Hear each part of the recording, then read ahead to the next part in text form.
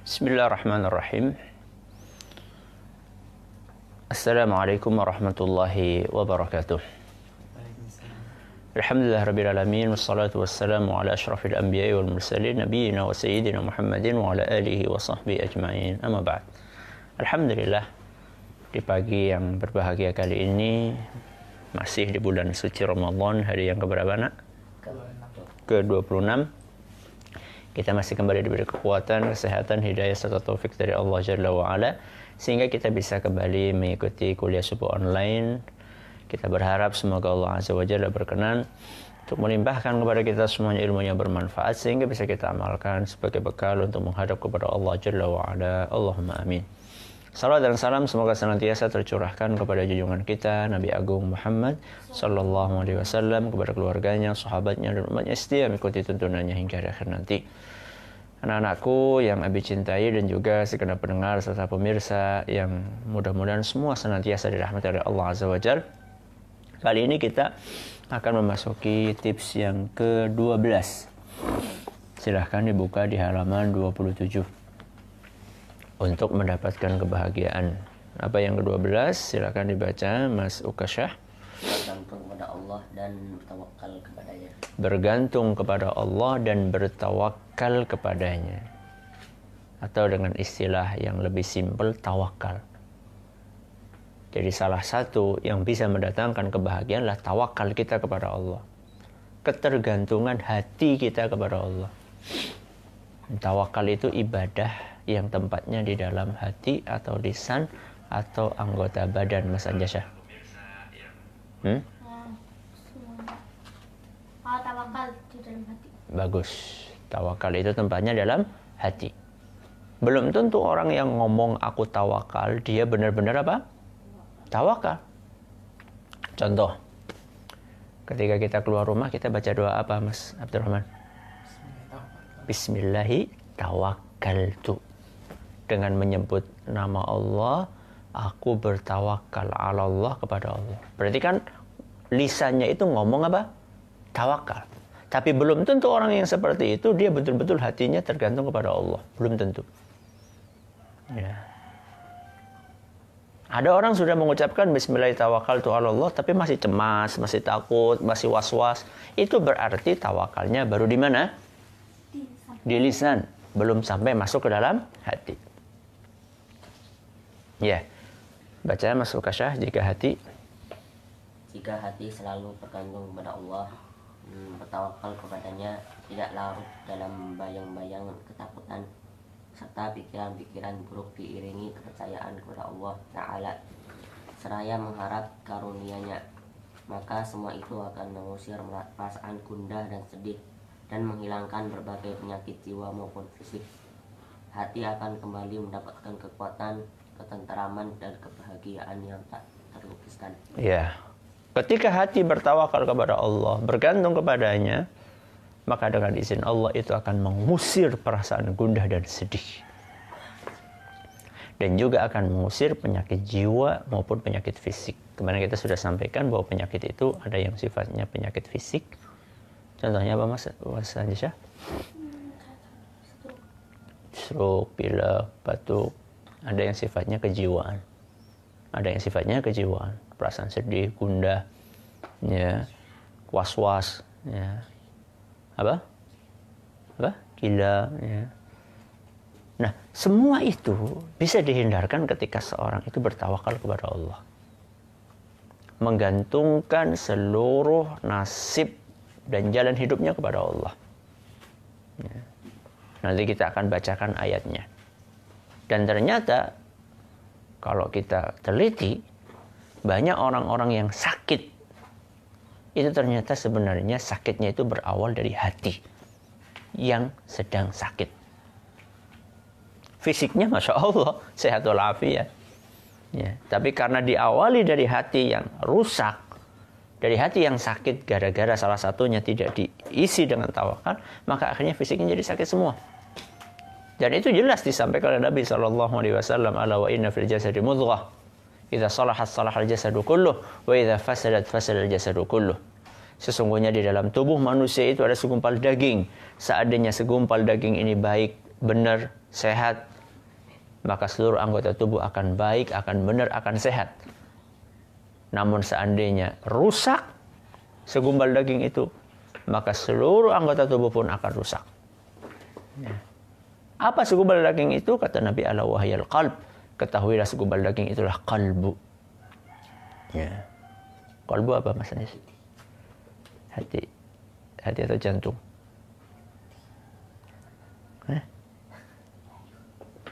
Astaga.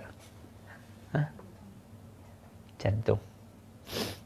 Cuman memang sering diterjemahkan hati.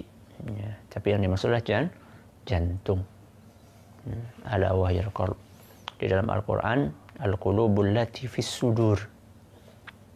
Di dalam Al-Quran Allah menceritakan tempatnya qalbu. Allah menyampaikan qalbu itu fis sudur. Apa coba Mas Anja sudur? Mas suka? Sudur. Jamak dari apa? Sodurun. Apa? Dada. Apa organ tubuh yang ada dalam dada? Jantung atau hati? Hati itu bahasa lainnya liver. Jantung. Kalau liver tempatnya di mana? Di bawah sini. Nah, di perut bagian atas. Ya. Jadi Allah Subhanahu wa ta'ala menyebutkan qalbu itu tempatnya fis sudur, di dalam dada, berarti yang dimaksud adalah jantung. Ya, lanjut Mas Anjasya.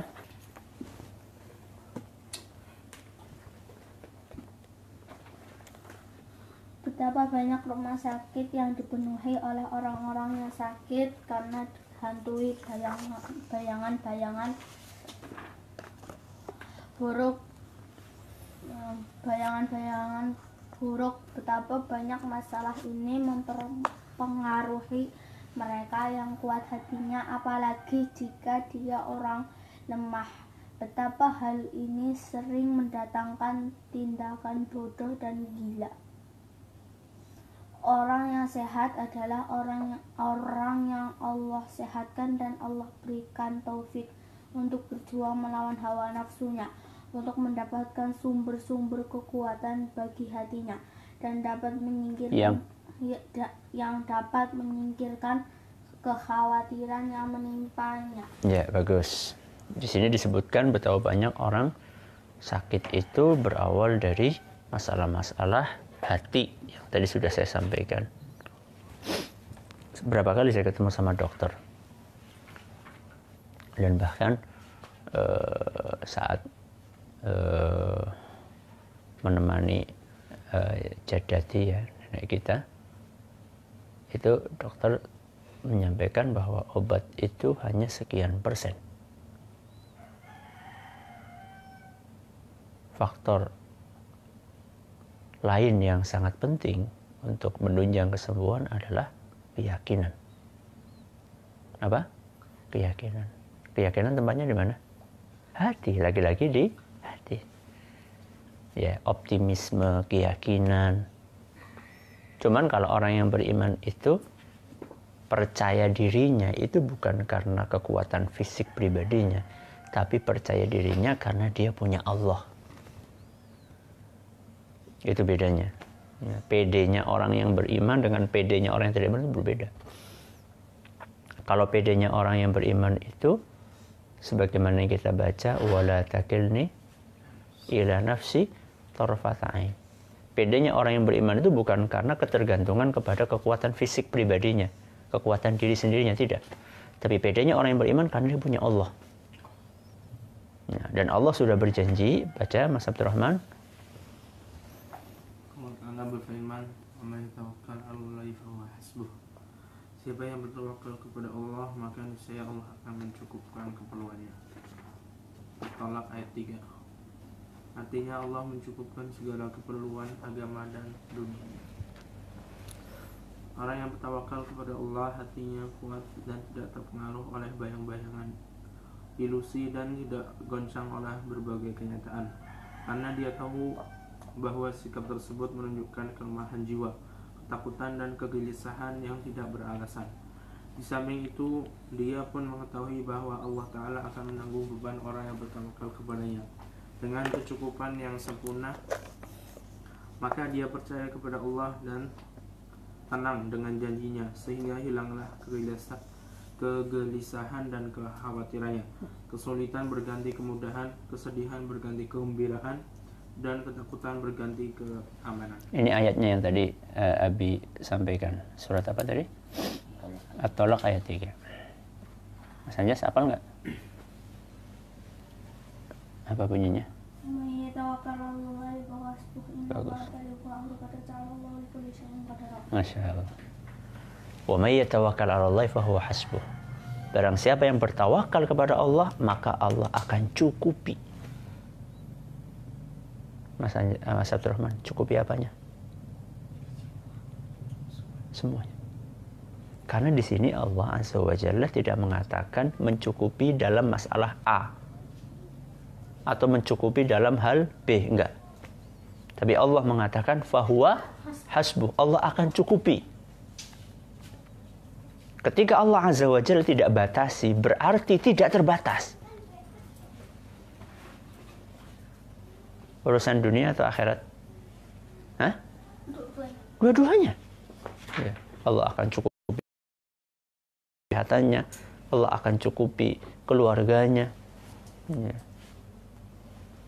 Sehingga orang yang beriman tidak ada celah untuk merasa ketakutan atau khawatir dengan bayang-bayang sesuatu yang belum terjadi.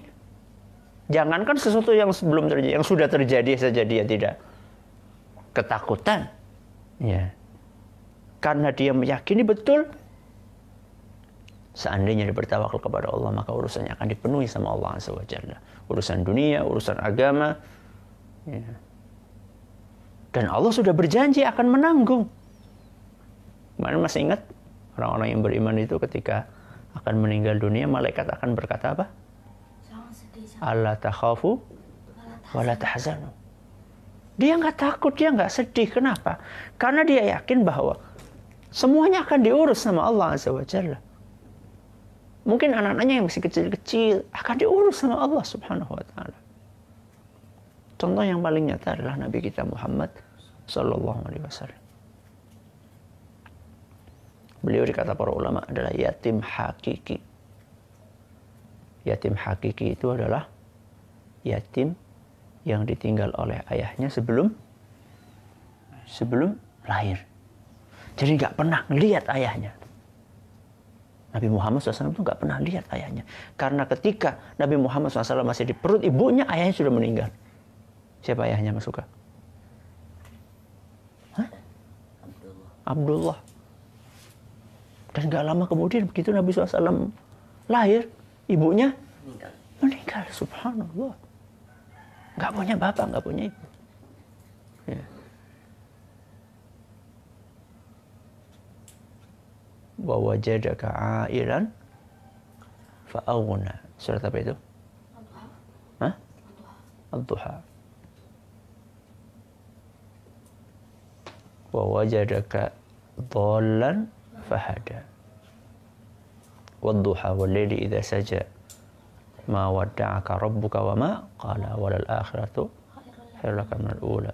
Wala sawfa yu'tika rabbuka fatarda. Alam yajidka yatiman fa'awa.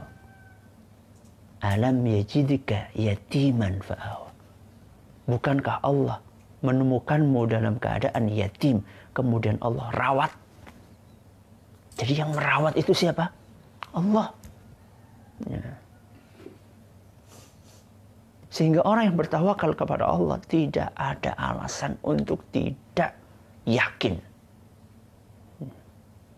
Makanya orang yang tawakal kepada Allah, kegelisahannya akan berganti menjadi ketenangan, kesedihannya akan berganti dengan kegembiraan, dan ketakutannya akan berganti dengan keamanan. Sering Abi sampaikan kondisi kita saat ini pandemi, yang katanya masih lama, ya, belum ditemukan vaksinnya. Sambil kita menanti ketemunya vaksin tersebut, maka kita tetap bertawakal, berikhtiar secara maksimal. Ya. Kalau seandainya Allah takdirkan selamat, pasti selamat. Kalau kena, berarti memang itu sudah takdir Allah, dan kita tetap harus berusaha. Kita berusaha untuk mengimbangkan antara ikhtiar manusiawi dengan tawakal kita kepada Allah Azza wa Jalla. Mudah-mudahan yang sedikit ini bermanfaat. Wallahu ta'ala a'la wa alam. Masih ada ya? Kita mohon Mas Anjasa.